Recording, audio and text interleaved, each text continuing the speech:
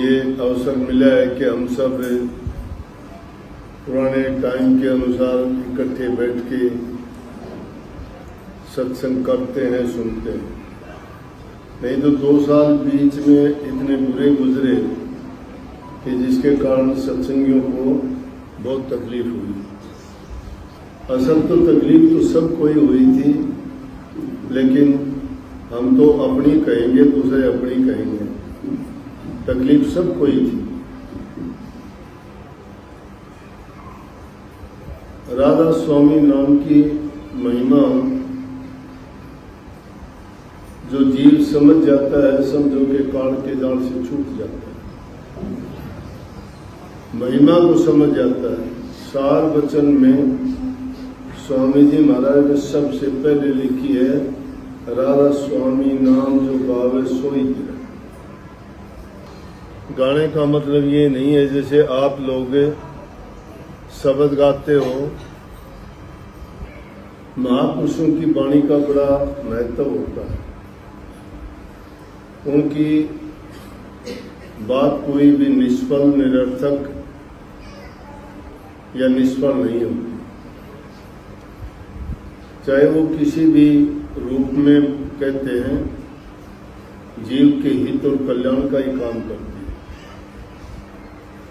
गाने का मतलब ये है कि राधा स्वामी नाम का सुमरण करना, उसको याद करना, क्योंकि ये नाम ऊंचे से ऊंचा है। ये निज नाम है, मालिक का वास्तविक नाम, धुर मंजिल का नाम जो स्वयं उनने प्रकट किया है।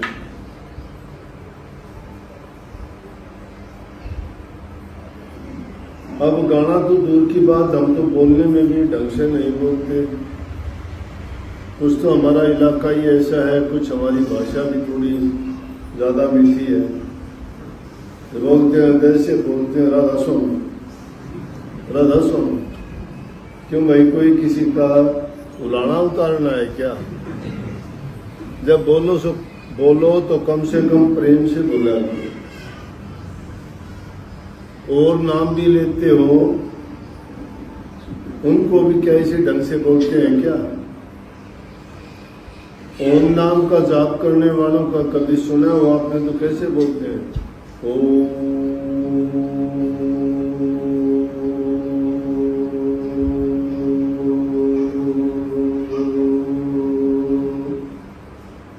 बोलते बोलते खोपड़ी में ओम की आवाज ध्वनि बन जाती है।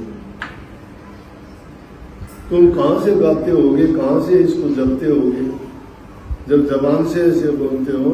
राधा स्वामी नाम में भी वही धुन है, इसमें भी शब्द धुन है, लेकिन उसको उस ढंग से बोलते नहीं हो। इसको भी बोला राधा स्वामी।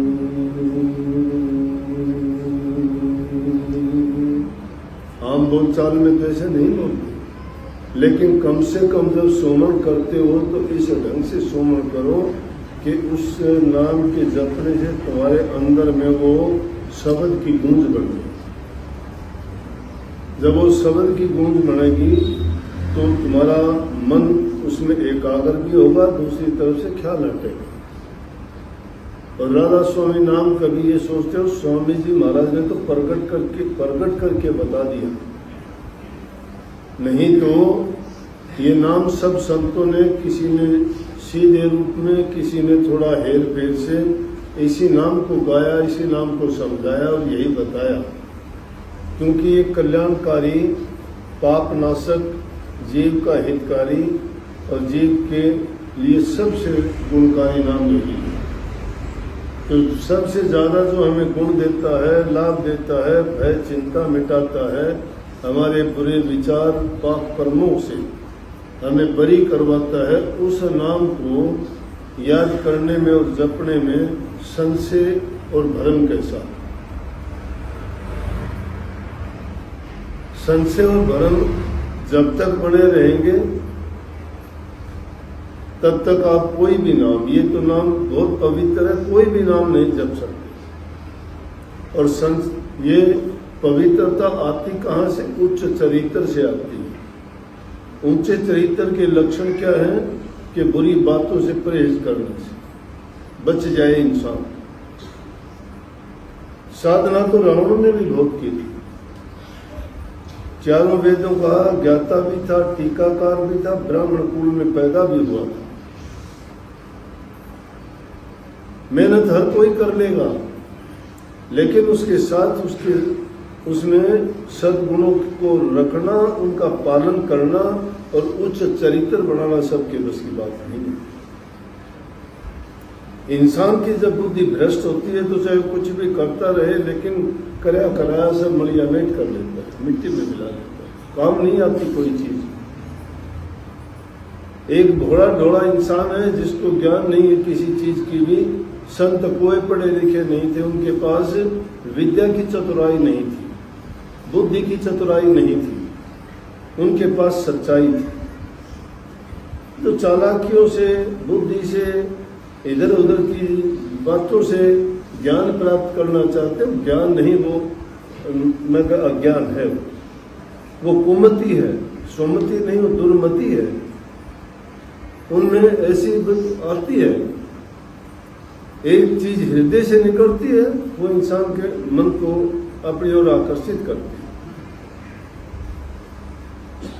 तो जब श्री रामचंद्र जी ने सब राक्षसों का हनन कर दिया, सबको मार दिया लंका में जाके, और जब रावण को भी मार दिया आखिरी वक्त में, तो रावण पूछने लगा, भाई रामचंद्र जी एक बात बताओ मुझे। तो लेके पूछो कि तू राजपूत कुल में पैदा हुआ, मैं ब्राह्मण कुल में पैदा हुआ, मैं तेरे से ऊंचा। रामचंद्र जी बोला तू क्षत्रिय है, मैं राजपूत, मैं ब्राह्मण। बोला ठीक बात। बोले मैं तेरे से ज्यादा विद्वान और ज्ञानी भी हूं, मैं चारों वेदों का ज्ञाता ही टीकाकार हूं। बोले बिल्कुल। बोले मैंने तेरे से ज्यादा तप साधना भी बहुत की है। बोले ये भी मान लूंगा। बोले मैंने दूसरे राजाओं की लाइन लगा दी तेरे सामने तेरा मुकाबला करने के लिए, और मेरी धरती पर तू नंगे पैर चल के वहां से आया, और मैं तेरा मुकाबला क्यों नहीं कर पाया? तेरे साथ तो कोई था भी नहीं। बोला मेरे अंदर एक चीज थी, बोला कि आपसे ज्यादा उच्च चरित्र, तेरा चरित्र नहीं है।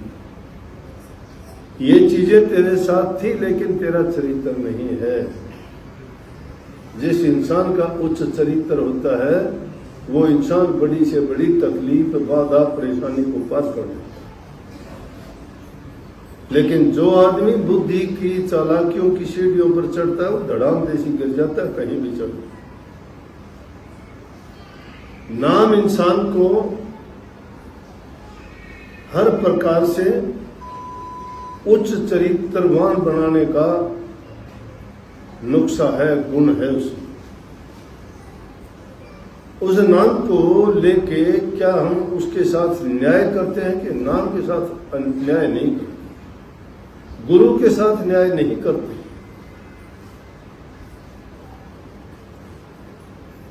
सत्संग कहां से होगा? बात बनाने से बातें नहीं बनती। बात ना बनाओ, बात ना करो, बातों को अपने अंदर उनको उतार दो। कहने से नहीं, समझने से बात हो। वक्ता बहुत मिल जाएंगे, करनी किसी किसी के पल्ले हो। करनी करने वाले को वक्ता की जरूरत नहीं है। यहाँ किसी से वाहवाही नहीं लूटनी, ताली नहीं बजवानी हमने। भक्ति उस खुशबू से भी ऊंची चीज है। जो अगर किसी चीज में फूल खिलता है, सुगंध निकलती है, वो डोंडी नहीं पीटती, किसी को आकर्षित और बुलाती नहीं है, अपने आप फैल जाती है। भक्ति उससे लाखों करोड़ों गुणों ज्यादा गुण है उसमें, बताने की जरूरत नहीं हो। वो अपनी ओर अपने आप आकर्षित कर लेगी। बदबू से लोग दूर भागते हैं, खुशबू को लोग सब चाहते हैं। लेकिन इंसान की अजीब गरीब बात देखी हमने कि बुराइयों को अपने आप से बुला लेता है, अच्छाइयों को त्यागता चला जाता है। इसीलिए सत्संगों की, प्रचार की, कथाओं की, इन चीजों की जरूरत पड़ती है। इंसान को समझाना पड़ता है, उसको बताना पड़ता है कि तुम कितने अच्छे इस धरा पर जीव हो, 84 लाख में सबसे उत्तम। जिन चीजों की जरूरत नहीं उन चीजों को अपने जीवन में क्यों, कैसे जोड़ लिया, क्या फायदा देंगे? समझते हैं, जानते हैं, फिर भी उन चीजों को क्यों नहीं अपनाते? हर कोई जानता है कि जीव का कल्याण नाम भक्ति में है, प्रभु को याद करने में है, अच्छे गुण अपनाने में है, उसका चिंतन करना, सुमन करना। चिंतन सुमन वो करेगा जिसका हृदय पवित्र होगा। हृदय की शुद्धता और पवित्रता किस चीज से होगी? कि नेक इंसानों के पास कितनी सुंदर सी बात कही अपनी आदि भाषा।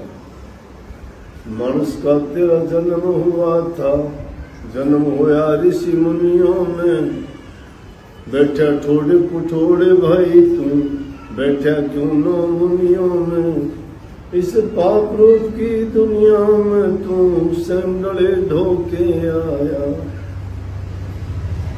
ऋषि मुनियों की कमी नहीं है, ज्ञान देने वालों की कमी नहीं है, लेकिन पापियों में जाके कैसे बैठ गए? उनसे हमारा हित नहीं है, हमारा नुकसान है। जिससे हमारा हित है, जो हमारा साथ देता है, घर वाले, परिवार वाले, नातेदार, ये सब लोग स्वार्थ के साथ सभी साथ छोड़ देंगे। छोड़ जाते हैं कि नहीं छोड़ जाते?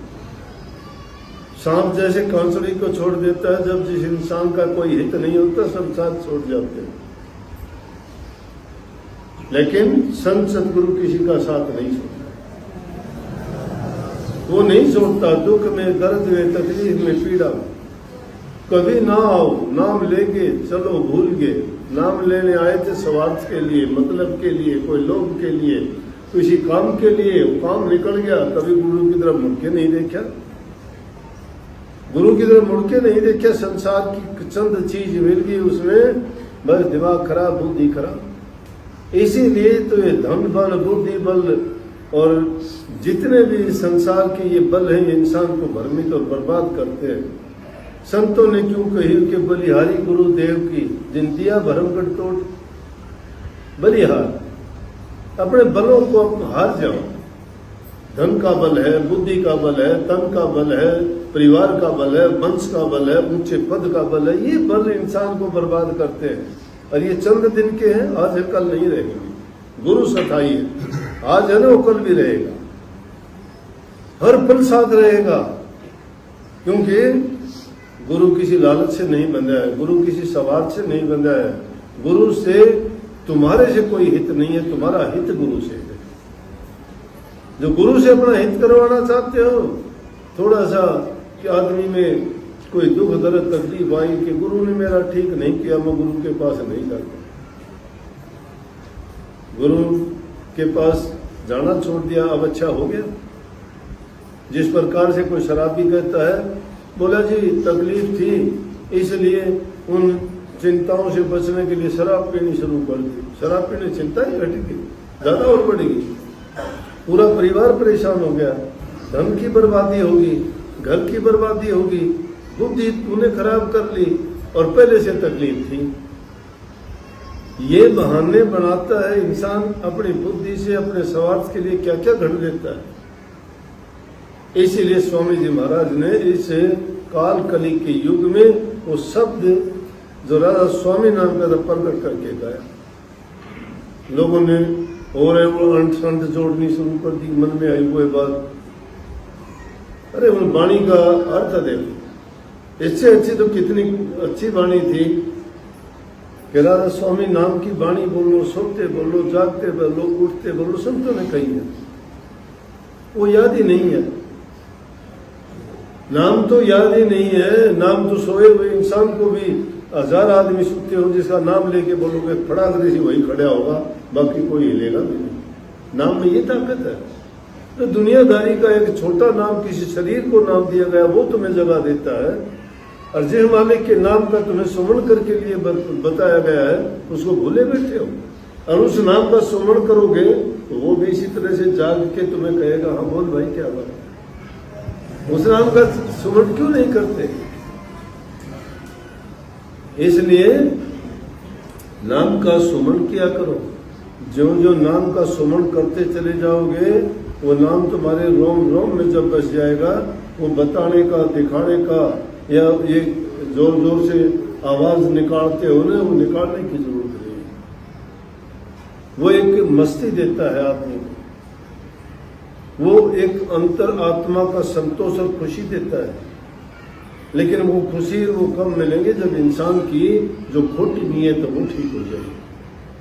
पहले उसको ठीक करना पड़ेगा, खोटी नीयत जब तक है, हमारी बुरे विचार उसमें भरे हुए हैं।